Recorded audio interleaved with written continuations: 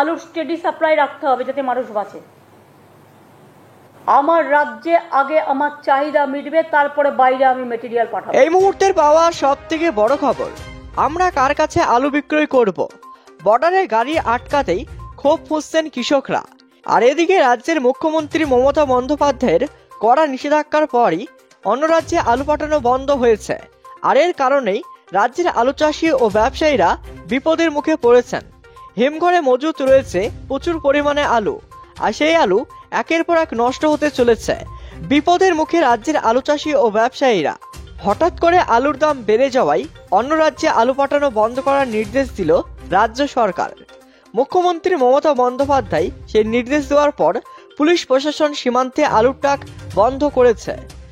আলু অন্য রাজ্যে না গেলে এই রাজ্যে আলুর দাম নিয়ন্ত্রণে থাকবে না বলেই মনে করছে সরকার। কিন্তু কৃষকদের কি হবে? তারা কোথায় আলু বিক্রি করবে? এবার রাজ্য সরকারের নির্দেশের বিরোধিতা করে রাস্তায় নামলেন কৃষকরা। এদিন আলিপুরদুয়ারে প্রতিবাদ মিছিল বের করেন জেলার আলু চাষিরা।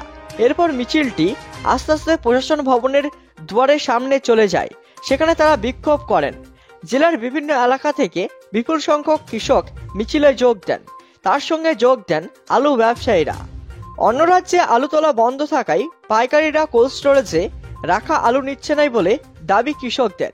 এছাড়া সরকার কৃষকদের কাছ থেকে আলু কিনছেন না, ফলে নিঃশর্ত হয়ে পড়েছে কৃষকরা। কৃষি বাজারেও সারের কালোবাজারি চলছেই বলে কৃষকদের অভিযোগ।